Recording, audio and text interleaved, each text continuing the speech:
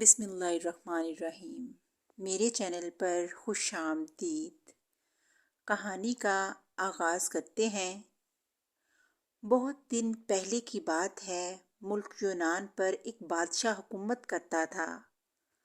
بادشاہ اپنے سبھی وزیروں پر بہت بھروسہ کرتا، لیکن ان میں ایک وزیر جس کا نام فیصل تھا، اسے بادشاہ بہت پسند کرتا اور حکومتی معاملات میں فیصل سے اکثر مشورہ لیا کرتا تھا۔ فیصل کی نیت کا بادشاہ کو ہرگز علم نہ تھا۔ وہ اس پر بہت اعتماد کرتا، جبکہ فیصل کسی نہ کسی طرح بادشاہ کی حکومت کا تختہ گرا کر خود بادشاہ بننا چاہتا تھا۔ دن یوں ہی گزرتے گئے۔ وزیر فیصل نے اپنے ساتھ کچھ اور وزیروں کو بھی ملا لیا اور انہیں ساتھ دینے پر انعام کا لالچ بھی دیا۔ بہت سے وزیر انعام و اکرام کے لالچ میں فیصل سے مل گئے اور پھر ایک دن فیصل نے بادشاہ کو ختم کرنے کا ایک منصوبہ بنا لیا۔ ہوا یوں کہ بادشاہ اپنی رعایا کا حال معلوم کرنے کے لیے اپنے وزیروں کے ساتھ ایک قافلے کی صورت میں باہر نکلا۔ تو وزیر فیصل نے بادشاہ سے کہا، قریب ہی جنگل میں بہت نایاب تیتر آئے ہوئے ہیں، کیوں نہ ان کا شکار کیا جائے؟ بادشاہ تیتروں کا بہت شوقین تھا، لہٰذا اس نے حامی بھر لی اور پھر یہ سب جنگل میں تیتروں کا شکار کھیلنے کے لیے نکل پڑے۔ جنگل بہت خطرناک تھا، یہاں جنگلی جانور گھومتے رہتے تھے۔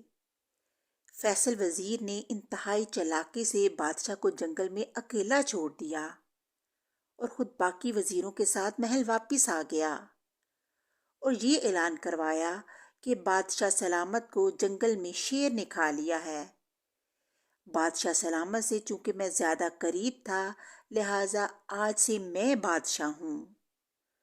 کچھ دوسرے وزیر جو بادشاہ کے وفادار تھے افسوس کرنے لگے اور مجبوراً انہوں نے فیصل کو ہی اپنا بادشاہ تسلیم کر لیا۔ کچھ دن یوں ہی گزر گئے۔ ایک دن اصل بادشاہ انتہائی خستہ حالت میں اپنے محل تک آ پہنچا۔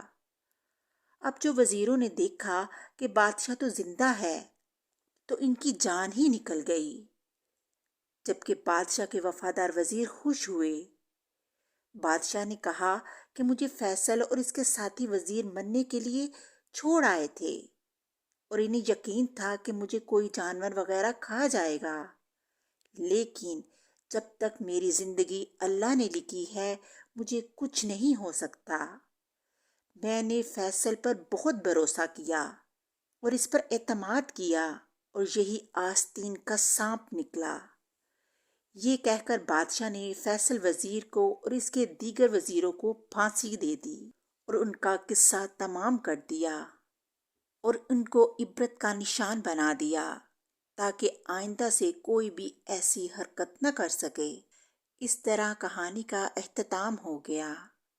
اگلی کہانی کے ساتھ پھر ملیں گے، تب تک کے لیے اللہ حافظ۔